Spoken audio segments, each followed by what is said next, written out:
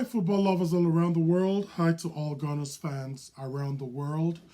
Um, First of all, before we go any further in the show, I would like to congratulate Liverpool for winning their second ever Premier League title um, in the season 2024 stroke 2025 season. They have been by far the best team in England. They have been, you know, the pace setters. I'm saying this in February because the title is already gone. The title is gone already, and of course, due to the fact that Arsenal lost to West Ham United at home by 0-1. It was a very, very terrible game as an Arsenal fan. It was a hard watch. It was hard to take any positive from that game. No single Arsenal player showed up. No single Arsenal player showed up. Not even one. I can't think of any single Arsenal player that showed up. And, you know, this is an Arsenal team that just got back from Dubai. They spent about 10, 12 days in Dubai, and came back. They played Leicester City. In a game, we, the Arsenal fans, watched that game and we were horrible in that game. We were so bad in that game that even when Mikel Merino came in and rescued the 3 points for us, we were still, there was still a question mark hanging in our head. We were like, this is a very, very bad Leicester City team. Leicester City played yesterday. They played Brentford at home. Brentford won that game 4-0. So this was a very pathetic Leicester City team. We scored in the 81st minute and the 87th minute by individual brilliance from Ethan Nwaneri and Mikel Merino. But overall, that game was, it sent the wrong message to us, telling us that this team is lacking in so many things at the moment, and one of those things is confidence. They are lacking. Look, forget about that win against Leicester. If I was a Liverpool fan and I watch that performance, I will be happy as a Liverpool fan. As an Arsenal fan, I was worried, and but I was like, okay, West Ham is our next game. They've been equally bad, this season. This is a team that has won one in 6 games. They have won one in 6 games if you count the FA Cup. They have won one in 6 games. What do? We play West Ham and they completely outplayed us. I have never seen a West Ham team play like that. They were so compact at the back. Yes, they came with a game plan. Why not?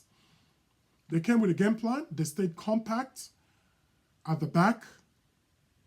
They put in all their huge, big defenders at the back. Everybody knew what to do. We didn't even get a sniff. We didn't get close to them. It was almost like We were playing Atletico Madrid or something. It was a defensive masterclass. I can't remember their keeper making any great save. I can't remember their keeper making any great save. And our star players, Odegaard is supposed to be at the moment, he's supposed to be our best attacking player. At the moment, he's our worst attacking player. He gets easily dispossessed of the ball. He gets the ball. He doesn't know what to do with it. The only thing Odegaard does is just press, run onto the opposing team goalkeeper. That's the only thing I see Odegaard doing. He wasn't the worst player. Leandro Trossard was the worst player, and he's been one of our worst players for some time now. I know he had an assist last week, but he's been one of the worst players in Arsenal at the moment. Yes, we are missing Havertz, Saka, Martinelli, Gabriel Jesus.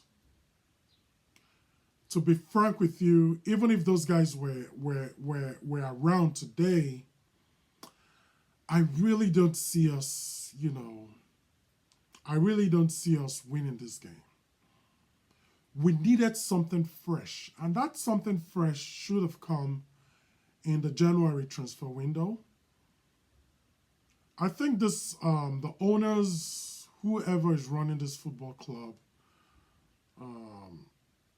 I think the Kroenkes, I think they really, really messed this team up this season. We didn't even need one player in January. We needed about three. We needed about three players. At least two center forwards. Two center forwards. And probably a right winger. We ended up not getting anybody. We didn't get a single person in.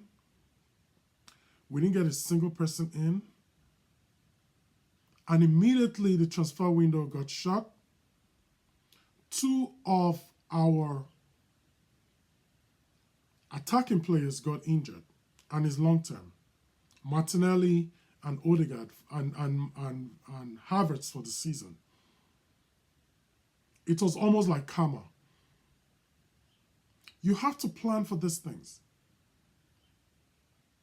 We made Champions League last season. We sold players last season. This season, sorry. Beginning of the season. That was supposed to be a financial windfall of some sort. Now, you let go of players. Some went on loan. Now you are short. We have about 19 first-team players.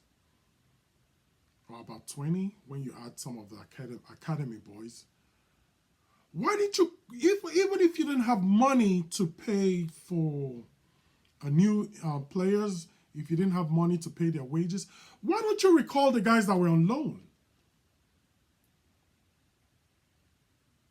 Reece Nelson would have put in a better shift than what we're seeing Raheem Sterling do. Why didn't we terminate that Raheem Sterling loan anyway? Why didn't we terminate that loan in January? Bring back Reece Nelson. Bring back Fabio Vieira in Porto. At least these are the guys that, they know what it is, what it means to play for the team. They might not be so good in quality, but at least make up the numbers. Fabio Vieira is a player that he has a very good shooting ability from distance. That would have been a good addition to this team. Instead of Raheem Sterling, instead of, look, we're struggling for a goal and we have to look to the bench And it's Raheem Sterling we can look up to and bring in. Why is it that anytime Liverpool drop points, we don't capitalize on those points, on that point drop by Liverpool? We just go ahead and give them the advantage. Arsenal Football Club, even as well as we're doing this season, even with rival fans that, haven't achieved anything lately, they still laugh at us because they know they beat their chest. They know we're not going to win anything. And at this point, you have to look at them and we have to look at ourselves and agree with them. We ain't winning nothing this season. I'm not even sure we can beat PSV in the Champions League. We were talking about, we're gonna when we brush aside PSV, we're gonna go play one of the Madrid teams in the quarterfinals. No, PSV is a better team than West Ham. Today, kudos of West Ham alone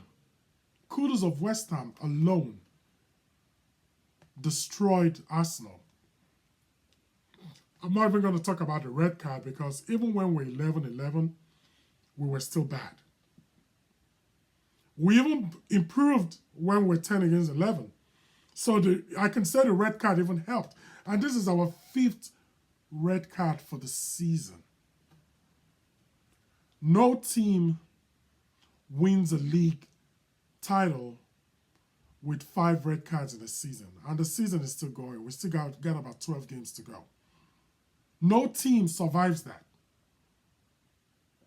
The permutation was, Liverpool dropped points against Aston Villa.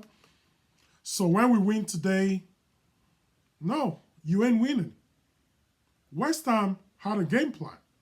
This is a West Ham team that everybody has been whooping. Brentford went there last week and beat them 1-0 at their home. It could have been more. We couldn't break them down. It was a comfortable win for them. Wan-Bissaka was playing like Messi today. Wan-Bissaka was playing like Messi today. Some 19-year-old boy marked out Ethan Nwaneri. Ethan Nwaneri had, it was frustrating to see him, but he's a 17-year-old boy. What do you expect? Odegaard gets the ball. He is clueless on what to do with it. He looks for Ethan. He gives it to Ethan. The 19-year-old defender from West Ham, marked him out. At a point, he changed position. He came back. Then he got a knock. They had to substitute him. Guess who came in for him? Raheem Sterling. Raheem Sterling couldn't complete a pass. He couldn't complete a single pass today. That was so embarrassing. Raheem Sterling couldn't complete a pass. This guy earns $300K a week. You have to ask, is he even doing this on purpose? Because I don't believe he is 29 or 30. He's not even that old. Ashley Young is 39 years old. He'll be 40 soon. He is playing good football. I have never seen an Arsenal display like this before. And it really breaks my heart to see the team like this. With this striker thing, with this lack of striker issue, now we have to really appreciate what Havertz was doing. He wasn't a clinical striker, but the shifts he puts in, he puts defenders on their toes. He is a nuisance in front of defenders. He runs after every ball. The kind of energy he infused into this team. We are feeling it now. Mikel Merino tried his best. I'm real. He didn't even have service. He didn't even have service. He tried his best. To me, he's not a striker. He did good. He did okay. He was a makeshift player. He did okay. Declan Rice was the most disappointing for me today. I thought this was a game Jorginho could have played. Probably Jorginho and Declan Rice, because Thomas Partey, his passes too were really bad today. But hey, his game has started to decline after the Manchester City game. You remember the Newcastle game, the game against Leicester. Then this game, the 3 games now after the Manchester City game, he has been really poor. I thought this was a game for Jorginho to come in. I thought that would have really helped. Jorginho had that, he had an eye for the passes, but the coach, we looked at him. He was very panicky as well. The coach was very panicky. He didn't know what to do. He didn't know what to do. Our next game is even going to be harder. It's against Nottingham Forest, and we're going to their home. We're not winning that game. If we win that game, it will be by some stroke of luck. Maybe we get an early goal and defend for our lives. But I don't see us winning that game. That was why I said congratulations to Liverpool. And that is where I end my post today. You have a good day and see you the next time. Bye.